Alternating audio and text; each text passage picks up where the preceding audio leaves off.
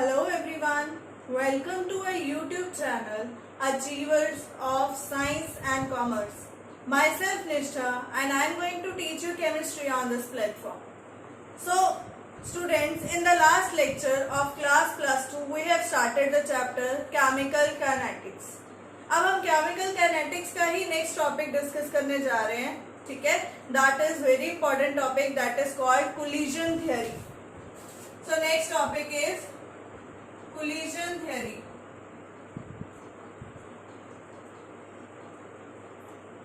अब collision theory है क्या? सबसे पहले हमें पता होना चाहिए कि कोलिजन्स क्या होते हैं. कोलिजन मतलब दो मॉलिक्यूल्स या दो एटम जो रिएक्ट कर रहे हैं वो आपस में कोलाइड करते हैं. कोलाइड मतलब स्ट्राइक करते हैं, ठीक है. जब वो एक दूसरे से स्ट्राइक करते हैं तभी प्रोडक्ट्स जो है हमारे बनते हैं. तो अब हमने डिस्कस करना है कोलिजन थ्योरी क्या थी, उस थ्योरी के क्या मेन पॉइंट्स थे, वो सारे डिस्कस करेंगे, ठीक है.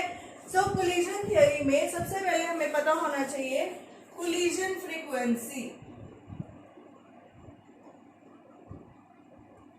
कोलिजन फ्रीक्वेंसी, ठीक है. कोलिजन फ्रीक्वेंसी क्या है? कोलिजन फ्रीक्वेंसी को हम रिप्रेजेंट करते हैं कैपिटल Z से. कोलिजन फ्रीक्वेंसी क्या है? वो फ्रीक्वेंसी जो हम मेजर कब कर सकते हैं? नंबर ऑफ कोलिजन्स पर सेकेंड. एक सेकेंड में कितने collisions. So what is a collision theory? Collision theory हमें बताती है कि कोलिजन फ्रीक्वेंसी जो है वो क्या है. कोलिजन फ्रीक्वेंसी क्या है? नंबर ऑफ कोलिजन्स पर सेकेंड पर यूनिट वॉल्यूम जो हो रहे हैं उनसे हम क्या मेजर करते हैं? अपनी कोलिजन फ्रीक्वेंसी. जैसे आपने नॉर्मल फ्रीक्वेंसी पढ़ी है नंबर ऑफ साइकिल्स पर सेकेंड, ये हमने +1 क्लास में पढ़ी है. फ्रीक्वेंसी क्या होती है? कोलिजन फ्रीक्वेंसी मतलब यहाँ साइकिल्स नहीं होंगे, क्या होंगे? कोलिजन्स होंगे. सो नंबर ऑफ कोलिजन्स पर second, that is called collision frequency. अब होता क्या है कि जितने भी कोलिजन्स होते हैं, ठीक है, वो कोलिजन्स होने के लिए कुछ एनर्जी जो है मॉलिक्यूल्स में होती है और वो एनर्जी के साथ वो एक दूसरे से स्ट्राइक करते हैं और प्रोडक्ट्स बना देते हैं. अब क्या सारे के सारे कोलिजन्स प्रोडक्ट बनाएंगे? नो, सारे के सारे कोलिजन प्रोडक्ट फॉर्मेशन नहीं करते. क्यों नहीं करते? अब देखो, नॉर्मली मॉलिक्यूल स्ट्राइक कर रहे हैं, ठीक है, बट वो प्रॉपरली स्ट्राइक नहीं कर रहे, प्रॉपर एनर्जी में स्ट्राइक नहीं कर रहे, प्रॉपर ओरिएंटेशन में स्ट्राइक नहीं कर रहे. जब तक वो प्रॉपर सारी कंडीशंस फुलफिल नहीं करेंगे तब तक प्रोडक्ट फॉर्मेशन नहीं होगी, ठीक है. सो इफेक्टिव कोलिजन्स जो हैं सिर्फ वही प्रोडक्ट्स फॉर्म करेंगे. सो अब हमने डिस्कस करना है कि इफेक्टिव कोलिजन्स क्या होते हैं. Effective collisions are those collisions which results in the formation of products. Suppose इसको small f से represent कर रहे हैं. So effective collisions are those collisions that results in the formation of products. अब effective collisions होने के लिए क्या क्या condition है? हमें कैसे पता लगेगा कि effective collision कौन से हैं, non effective collisions कौन से हैं, ठीक है. So किसी भी collision को effective collision होने के लिए दो barrier से गुजरना पड़ता है. There are two barriers जो उसको पास करने पड़ते हैं तभी वो effective collision में आता है. सो फर्स्ट बैरियर उसमें है एनर्जी बैरियर. Energy barrier. अब एनर्जी बैरियर का क्या मतलब है? सपोज हमारे पास कोई रिएक्टेंट्स हैं, ठीक है, उनकी कुछ एनर्जी है, ठीक है, बट प्रोडक्ट्स बनाने के लिए उसको मैक्सिमम कुछ एनर्जी मिनिमम चाहिए तभी वो प्रोडक्ट्स फॉर्म करेंगे, ठीक है. सो अगर हम इसका ग्राफ ड्रॉ करें तो आप देख सकते हो अगर इधर रिएक्टेंट इधर प्रोडक्ट्स हैं तो ये ग्राफ आता है, ठीक है, प्रोग्रेसेस ऑफ रिएक्शन. तो आप देख सकते हो कि रिएक्टेंट को कुछ एनर्जी चाहिए, जब वो एनर्जी अचीव हो जाएगी तभी प्रोडक्ट बनेंगे. सो दैट मिनिमम एनर्जी, ये टोटल एनर्जी जो है, that minimum energy which the reactants require to form particular products, that energy is called threshold energy. So इसमें हमें थ्रेशहोल्ड एनर्जी का पता होना चाहिए.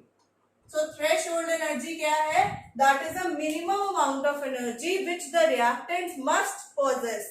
रिएक्टेंट्स में होनी चाहिए so that they can result in the formation of products, ठीक है.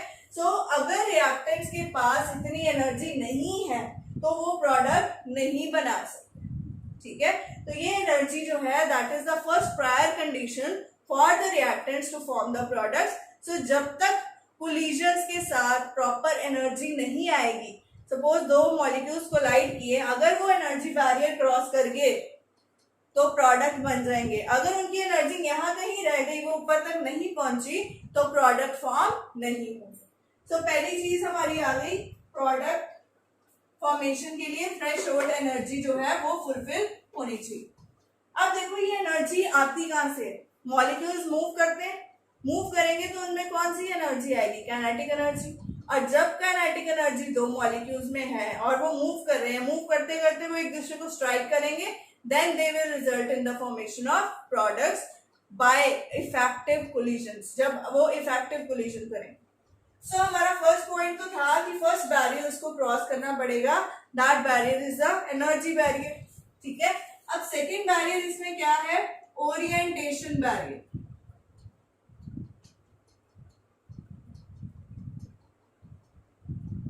ओरिएंटेशन बैरियर, ओरिएंटेशन का मतलब प्रॉपर शेप में अगर वो मॉलिक्यूल्स कंबाइन करेंगे तो ही प्रोडक्ट बनेगा। फॉर एग्जांपल हम बात करते हैं, इस तरह की कोई मॉलिक्यूल है हमारे पास, ठीक है। अब ये मॉलिक्यूल्स अगर तो इस तरह से जाएंगे, ये है NO2 मॉलिक्यूल्स, अगर ये इस तरह से स्ट्राइक करेंगे एक दूसरे के साथ तो ये जुड़ जाएंगे इस तरह से, ठीक है। ये क्या बन जाएगा, N2O4। जब NO2 के साथ जुड़ेगा तो क्या बनेगा, N2O4। ये कब बनेगा, जब इनकी प्रॉपर ओरिएंटेशन में कोलिजन होगी। बट अगर ये इस तरह से कोलाइड कर जाए तो यहां से जुड़ेंगे, नो। अगर ये सपोज एक ऐसा है और एक इस शेप में कोलाइड करेंगे, नो। सो जब तक मॉलिक्यूल्स की प्रॉपर ओरिएंटेशन नहीं होती दोनों की, और वो प्रॉपरली अपनी ओरिएंटेशन में कोलाइड नहीं करते, तब तक वो प्रोडक्ट फॉर्मेशन नहीं करेंगे। सो इफेक्टिव कोलिजन में सेकेंड बैरियर क्या है उसका, ओरिएंटेशन बैरियर। जब तक वो ओरिएंटेशन प्रॉपर नहीं करेंगे तब तक प्रोडक्ट फॉर्मेशन नहीं होगी। So these are the two barriers which they have to pass out. अब ये तो आगे बैरियर्स। अब ये प्रॉपर ओरिएंटेशन का मतलब क्या है, देखो होना क्या है, रिएक्टेंट्स जो है वो बॉन्ड फॉर्मेशन करेंगे। अब बॉन्ड फॉर्मेशन तभी होगी ना जब प्रॉपरली शेप में ओरिएंटेशन में वो कंबाइन करेंगे, तभी वो बॉन्ड कंबाइन हो सकते हैं, ठीक है। तो बॉन्ड इसी तरह से कंबाइन होंगे जब वो प्रॉपर ओरिएंटेशन में strike करें। So these are the two barriers which are under collision theory.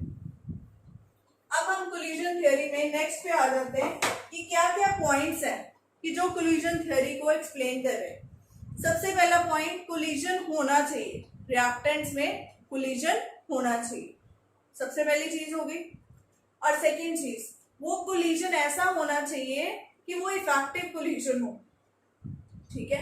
अब वो इफेक्टिव कोलिजन के लिए दो बैरियर्स उसको क्रॉस करने पड़ेंगे। फर्स्ट, एनर्जी मिनिमम उसकी थ्रेशोल्ड एनर्जी होनी चाहिए, ठीक है। सेकंड, वो प्रॉपर ओरिएंटेशन में रिएक्ट करना चाहिए, ठीक है ना। So these are the main points which explains the collision theory. So मतलब इस कोलिजन थ्योरी से के अकॉर्डिंग रेट ऑफ रिएक्शन जो है वो दो चीजों पे डिपेंड करेगा। एक डिपेंड करेगा कोलिजन फ्रीक्वेंसी पे कि कितने कोलिजन्स हो रहे हैं पर सेकंड में, दूसरा वो किस पे डिपेंड करेगा, एफ पे। अब एफ क्या है, fraction of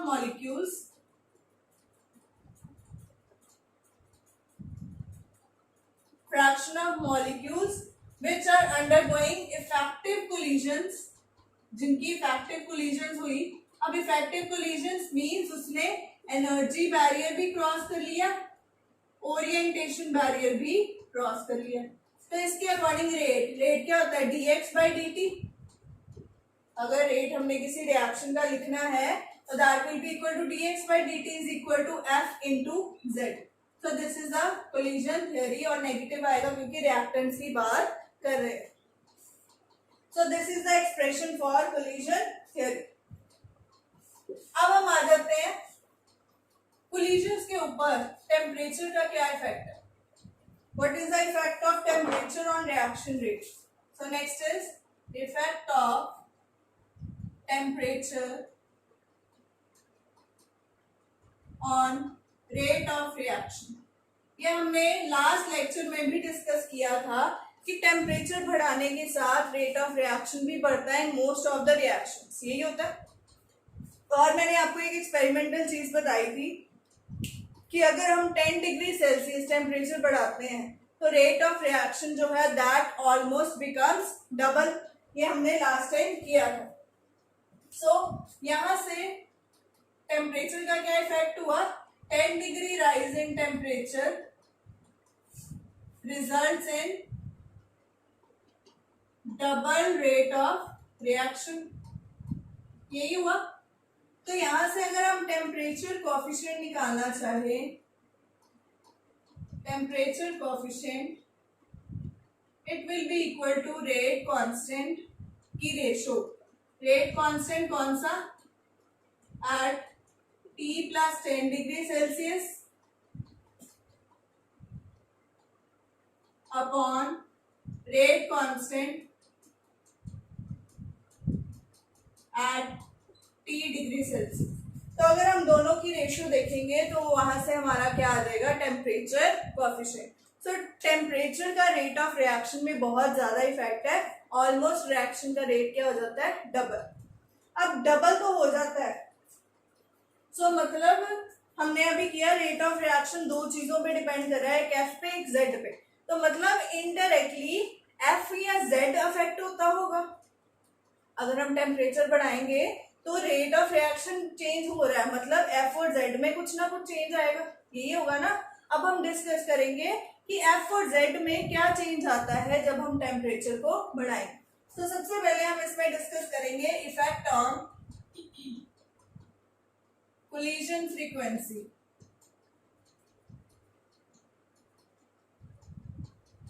That is Z। अब हम सबसे पहले ये डिस्कस करेंगे। अगर आप यहाँ पे कोई एक्सपेरिमेंटल वैल्यू लो तो आप देख सकते हो कि Z अगर हमने ले लिया T plus 10 डिग्री पे और एक Z ले लिया हमने T डिग्री पे, तो दोनों के रेशो ऑलमोस्ट 1.018 है एक्सपेरिमेंटल वैल्यू।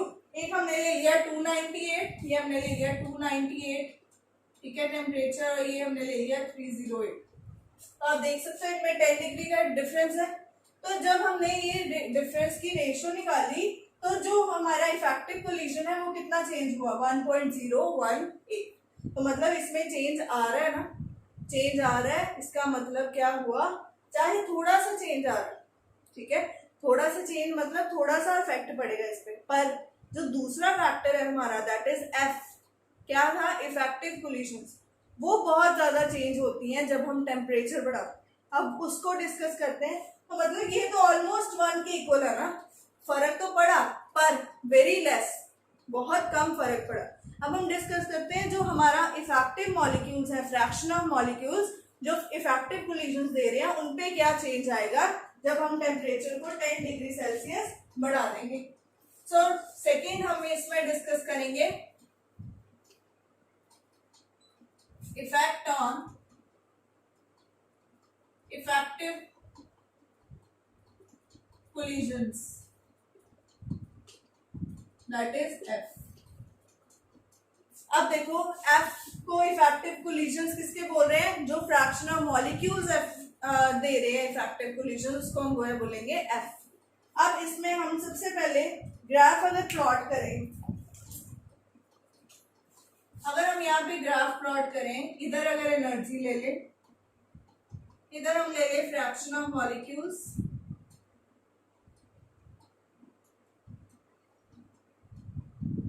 ठीक है, ये ले ले ग्राफ। तो आप देखोगे कि टी टेम्परेचर पे अगर ये ग्राफ था टी डिग्री सेल्सियस पे, ठीक है, तो मतलब जो प्रोडक्ट बना रहे हैं वो सिर्फ इतने molecules, fraction of molecules product form करेंगे, इसका ये मतलब हुआ ना, क्योंकि यहाँ से फ्रैक्शन ऑफ मॉलिक्यूल्स हम कैलकुलेट कर सकते हैं, ठीक है। सो मीन्स इतने फ्रैक्शन ऑफ मॉलिक्यूल्स, इनको नेम दे सकते हैं A B C D, clear. So अगर हमने टेम्परेचर बढ़ा दिया 10 degree Celsius, then what happens, ये एरिया ऑलमोस्ट डबल हो गया, यहाँ पे ये सारा एरिया इसमें कवर होगा। सो ये क्या दे दिया हमने, A B D, sorry E F दे दो इसको नेम। तो यहाँ पे देख लिया आपने कि जो fraction of molecules that results in the product formation, मतलब इनकी इफेक्टिव कोलिजन्स हो रही होंगी ना। अगर हमने यहाँ पे T + 10 डिग्री सेल्सियस कर दिया तो ये ऑलमोस्ट डबल हो गए, ठीक है। तो मतलब मेनली किस पे डिपेंड कर रहा है टेम्परेचर, किसमें चेंज आ रहा है सबसे ज्यादा, नंबर ऑफ इफेक्टिव कोलिजन्स पे। Fraction of molecules that are undergoing effective collisions वो बढ़ गए, वो ऑलमोस्ट डबल हो गए। जब वो डबल हो गए तो रेट ऑफ रिएक्शन अपने आप में क्या हो जाएगा, बढ़ जाएगा। सो ये हमारा है टेम्परेचर का ग्राफ। सो यहाँ पे आप एक चीज और नोटिस कर सकते हो, पीक नीचे आ गई, मतलब ये जो हमारी थ्रेशोल्ड एनर्जी थी वो भी कम हो गई, क्योंकि एनर्जी पहले ही हमने उसको दे दी, हमने टेम्परेचर बढ़ा के एनर्जी पहले ही प्रोवाइड कर दी, तो पीक नीचे ही आएगी ना, तो जल्दी प्रोडक्ट बनेंगे, ठीक है। So this was all about collision theory, ये हमारी कोलिजन थ्योरी। अब हम नेक्स्ट पे आ जाते हैं, अपने नेक्स्ट टॉपिक पे, that is also very very important, that is activation energy.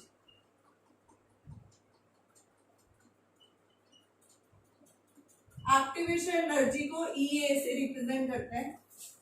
सो मैंने अभी ग्राफ किया, अगर इधर प्रोग्रेस ऑफ रिएक्शन लेते हैं, ठीक है, इधर हम एनर्जी लेके चलते हैं, सो यू विल सी कि रिएक्टेंट्स अगर यहाँ है, प्रोडक्ट्स यहाँ पे, तो मैंने रिएक्टेंट्स को हायर एनर्जी पे बनाया, प्रोडक्ट्स को लोअर एनर्जी पे बनाया। क्यों? क्योंकि जो चीज ज्यादा स्टेबल होती है that is always having laser energy. अब आपकी जनरल लाइफ में बात कर लो, अगर आप में एनर्जी कम होगी, आप लो फील करोगे, आप एक जगह पे स्टेबल हो जाओगे, ठीक है ना। अगर आप में एनर्जी बहुत ज्यादा है तो यू विल मूव, आप एक जगह से दूसरी जगह जाओगे, you will be unstable then. तो मतलब रिएक्टेंट जो है अनस्टेबल है क्योंकि इनमें एनर्जी ज्यादा है, और प्रोडक्ट स्टेबल है क्योंकि एनर्जी कम है। स्टेबिलिटी और एनर्जी एक दूसरे से इनवर्सली प्रोपोर्शनल है, ठीक है। स्टेबिलिटी बढ़ेगी, एनर्जी कम होगी, एनर्जी बढ़ेगी, स्टेबिलिटी कम हो जाएगी। सो पहली तो आ गई ये चीज। दूसरी, ये रिएक्टेंट्स ने प्रोडक्ट्स बनाने, ये ग्राफ आया, ठीक है। सो टोटल मैंने अभी आपको बताया, टोटल एनर्जी जो रिएक्टेंट्स को चाहिए उस पीक तक पहुंचने के लिए, this is called threshold energy, ठीक है। अब यहां से आप नोट कर सकते हो इतनी एनर्जी रिएक्टेंट के पास पहले ही थी, तो ये एनर्जी ऑफ रिएक्टेंट्स है, ये वाली एनर्जी ऑफ प्रोडक्ट्स है। ये एनर्जी रिएक्टेंट के पास पहले ही थी, पर रिएक्टेंट ने कितनी अचीव की और कितनी, सो इस एनर्जी को बोलते हैं activation energy. So activation energy will be equal to threshold energy minus energy of reactants. जो रिएक्टेंट्स के पास ऑलरेडी एनर्जी है उसका minus, that will be equal to activation energy. क्योंकि इन रिएक्टेंट्स को एक्टिवेट होने के लिए इतनी एनर्जी चाहिए, तब वो एक्टिवेट हो जाएंगे, ठीक है ना। अब ये पीक का क्या मतलब है, यहाँ पे बनता है इंटरमीडिएट, या जिसको ट्रांजिशन स्टेट भी बोलते हैं। ट्रांजिशन स्टेट का क्या मतलब है, सपोज हमारे ए और बी मॉलिक्यूल्स दूसरे ए और बी के साथ कंबाइन हो रहे हैं, तो क्या होगा, जब ये बॉन्ड ब्रेक होंगे तभी एक दूसरे के साथ जुड़ेंगे। तो एक स्टेट ऐसी आती है जिसमें रिएक्टेंट्स की बॉन्ड लूज होती है और प्रोडक्ट्स की साइमल्टेनियसली बननी स्टार्ट होती है। दिस स्टेट जिसमें साइमल्टेनियस बॉन्ड ब्रेकेज हो रही है और साइमल्टेनियसली बॉन्ड मेकिंग हो रही है, this is called transition state या इंटरमीडिएट स्टेट, और ये स्टेट कहाँ बनेगी, यहाँ पे। ठीक है, तो अब धीरे इसके बाद क्या होगा, ये टूट जाएंगे और ए का बॉन्ड ए के साथ, बी का बॉन्ड बी के साथ, यही होगा। तो ये तभी हो पाएगा जब ये ट्रांजिशन स्टेट बनेगी, और ये ट्रांजिशन स्टेट एक्चुअली में बनती नहीं है, ये जस्ट एक दिमाग में चीज बिठाई है कि रिएक्टेंट से प्रोडक्ट बने कैसे, कैसे फॉर्म हुए। ठीक है, so it is only A theoretical concept, actually इसका कोई एक्सपेरिमेंटल प्रूफ नहीं है कि ट्रांजिशन स्टेट एक्चुअली में बनती। ठीक है, बस एक थ्योरेटिकल एक्सपेक्ट किया हुआ है हमने कि यहाँ पे ये ट्रांजिशन स्टेट आएगी और इससे प्रोडक्ट बनेगा।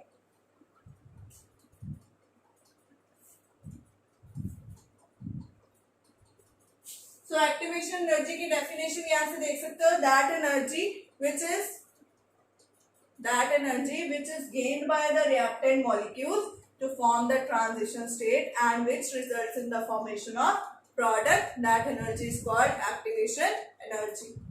ठीक है, सो मतलब जितनी एक्टिवेशन एनर्जी ज्यादा होगी उतना ही रिएक्टेंट्स को प्रोडक्ट बनाने में टाइम ज्यादा लगेगा। तो मैंने अभी बताया था ना, जब टेम्परेचर बढ़ा देंगे तो एक्टिवेशन एनर्जी नीचे आ जाएगी, टेम्परेचर बढ़ा देंगे एक्टिवेशन एनर्जी की पीक नीचे आ जाएगी, पीक नीचे आएगी तो उसको कम टाइम लगेगा प्रोडक्ट्स बनाने के लिए। ठीक है, अब हम मान लेते हैं कि एक्टिवेशन एनर्जी पे टेम्परेचर का क्या इफेक्ट है, उसको एक्सपेरिमेंटली या किसी रिलेशनशिप से कैसे प्रूव कर सकते हैं। So dependence of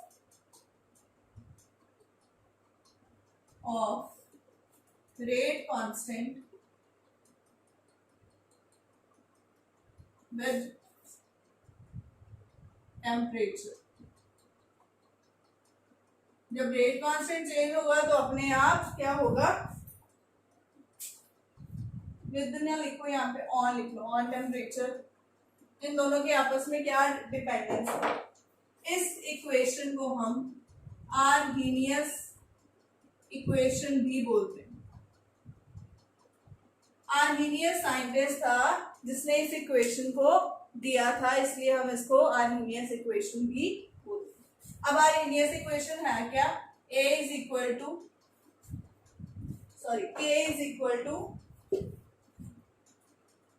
A e raise to power minus EA upon RT, ये है हमारी आर्हीनियस इक्वेशन। K क्या है, रेट कांस्टेंट है, A constant factor, that is the frequency factor, E is the exponent, EA is the activation energy, R is the gas constant जिसकी value 8.314 या जॉल पर kelvin per मोल, यहाँ 0.0821 होती है, 8321, मोस्टली हम 8.314 लेके चलेंगे यहाँ पे। T is the temperature. So this is the Arrhenius equation. Now इसको सॉल्व करने के लिए taking log on both sides,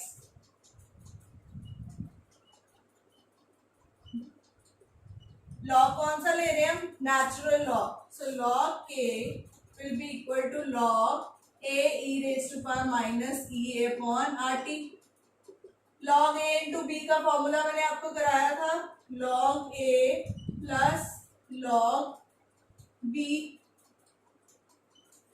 अब log में जब भी पावर होती है वो आगे आ जाती है, सो log A minus EA upon RT log E, ये अब log E to the base E,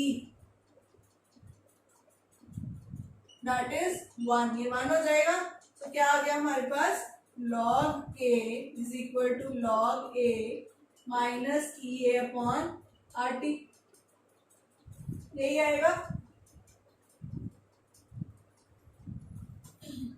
अगर आप इसका ग्राफ प्लॉट करो, आपने इक्वेशन पढ़ी हुई है straight line equation, y is equal to mx plus c। अब m क्या होता है यहाँ पे, स्लोप, y और x एक्सिस में हम प्लॉट करते हैं और c हमारा क्या होता है, constant, that is the intercept. तो अगर आप इस इक्वेशन का, फर्स्ट इक्वेशन का ग्राफ प्लॉट करो, तो इधर ले लो, y हमारा क्या है, log के, x हमारा क्या है, x यहाँ पे क्या है, वेरी क्या करेगा, 1/t, ये तो कांस्टेंट है ना, ये m आ जाएगा, ठीक है। सो स्ट्रेट लाइन के साथ इसको इंटरलिंक कर सकते हैं। अब स्लोप इस रिएक्शन की m कितनी है, slope this is equal to minus EA upon R, यही है, ठीक है ना, यही है। तो नेगेटिव स्लोप मीन्स ऐसी स्ट्रेट लाइन, अगर पॉजिटिव स्लोप होती तो ऐसी आती लाइन, अब नेगेटिव है तो ऐसी आएगी। सो यहाँ पे इसको प्रोसीड करके यहाँ से आप इंटरसेप्ट c निकाल सकते हो। c किसके इक्वल आएगा, log ऑफ a। सो इस तरह से हम इसका ग्राफ भी प्लॉट कर सकते हैं, ठीक है। नाउ ये फर्स्ट इक्वेशन हमने ले ली। अगर हमारे पास दो रिएक्शंस हैं डिफरेंट टेम्परेचर्स के ऊपर, तो रेट कांस्टेंट भी चेंज होगा, ठीक है। सो K1 K2 अगर हमारे पास रेट कांस्टेंट्स हैं एंड T1 T2 हमारे पास टेम्परेचर्स हैं, तो क्या होगा, दो इक्वेशंस बनेगी, log K1 is equal to log of A, reaction का A तो कांस्टेंट रहना, माइनस EA ओवर R, ये भी कांस्टेंट है, और T1 चेंज हो जाएगा। Similarly log of K2 will be equal to ये same EA upon R same T2, तो ये इक्वेशंस बन गई। Now subtracting these two equations, what will we get? Log K2 minus log K1 is equal to, ये कट गए, क्या आ गया, this minus this, minus EA upon RT2 minus EA upon RT1, यही आएगा। तो log A minus log B, this is equal to log A over log B is equal to RT2 plus EA upon RT1, इस तरह से आ गया। Now अब EA upon R क्या है, कांस्टेंट है, कॉमन आ सकता है, तो यहाँ पे कर रही हूँ मैं, log K2 upon K1 is equal to EA upon R, हमने कांस्टेंट ले लिया, 1/T1 आगे ले लिया क्योंकि पॉजिटिव था, 1/T2 पीछे ले लिया। नाउ ये लॉग को अगर दूसरे लॉग में कन्वर्ट करना है तो क्या करना पड़ेगा, 2.303 से multiply, LOG to the base 10 होता है ना, इसमें कन्वर्ट करना है हमने, तो ये आएगा, एलसीएम ले सकते हैं T2 माइनस T1, तो ये लॉग इधर आ सकता है 2.3, so log K2 by K1 is equal to EA upon 2.303 R T2 minus T1 upon T1 into T2. So this is the formula when हमारे पास दो रेट कांस्टेंट दिए हों एट डिफरेंट टेम्परेचर्स। सो इस तरह से हम इसको कैलकुलेट कर लें।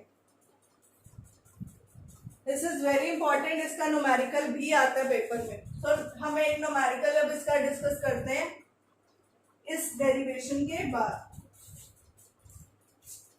So let us start with the numerical of Arrhenius equation.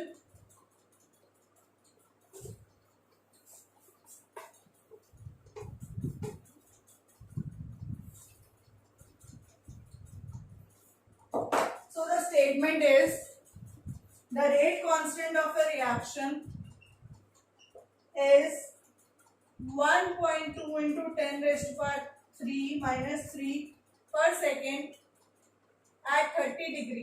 तो T1 हमारे पास 30 डिग्री सेल्सियस है, उस पे K1 ये है, K2 हमारा है 2.1 इंटू 10 raised to माइनस 3 पर सेकेंड, एंड T2 हमारा क्या है 40 डिग्री सेल्सियस। उन्होंने बोला कैलकुलेट एनर्जी ऑफ एक्टिवेशन, ठीक है। अब टेम्परेचर डिग्री सेल्सियस में जब भी दिया होगा उसको सेल्सियस से केल्विन में करने के लिए क्या करेंगे, 0.15 लगाने की जरूरत नहीं है, ठीक है। सो टेम्परेचर हमारे यहाँ से क्या आ गए 303 and 313।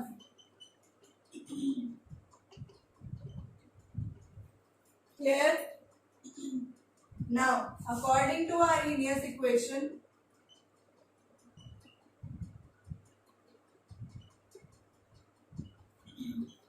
log K2 by K1 is equal to E upon T2 minus T1 upon T1 into T2। अब R की वैल्यू 8.314 है, फिक्स्ड है, joule per kelvin per mole. Now log K2 by K1 2.1 into 10 raised to minus 3 upon, ठीक है। ये हमने निकालना है R, वैल्यूज पुट करी। अब इसको सॉल्व करना है, ये दोनों कट क्या आ जाएगा, पॉइंट भी कट हो जाएंगे, 10 10 डिवाइड हो जाएगा, log 21 over 12।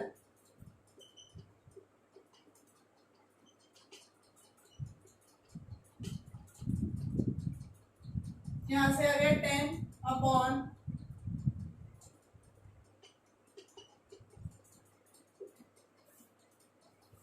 तो यहाँ से अगर आप इसको सॉल्व करोगे, सारी ये लॉग सॉल्व करने के लिए मैंने आपको एक स्पेशल वीडियो बनाई हुई है, अब वहां से उसको देख के लॉग कैलकुलेट कैसे करना है विदाउट कैलकुलेटर आप वहां से सीख सकते हो, ठीक है।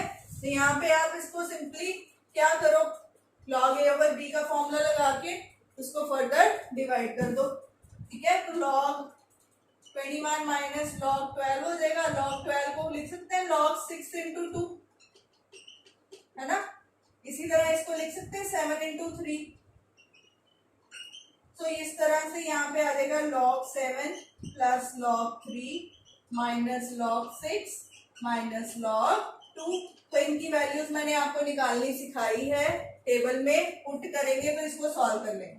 तो यहाँ से हमारी energy of activation that will come out to be 44126.3 joule per mole. तो अगर इसको किलो जूल में करना है तो डिवाइडेड बाय 1000 तो आ जाएगा 44.1263 किलो जूल पर मोल। तो कोशिश करो एनर्जी ऑफ एक्टिवेशन को किलो जूल पर मोल में ही लिखो, क्योंकि बड़ी क्वांटिटी आई। अगर जूल में लिख देते हो तो भी ठीक है। So this was all about the numerical of Arrhenius equation. You can note it down. Next जो है हमारा, हम नेक्स्ट लेक्चर में अपने कंटिन्यू करेंगे। Till then thank you so much for watching my video. Please do like it and share it with your friends. If you have not subscribe our channel yet, please do subscribe it. So if you have any problem, any query related to the topic, you can send me in the comment box. Thank you so much. Bye bye.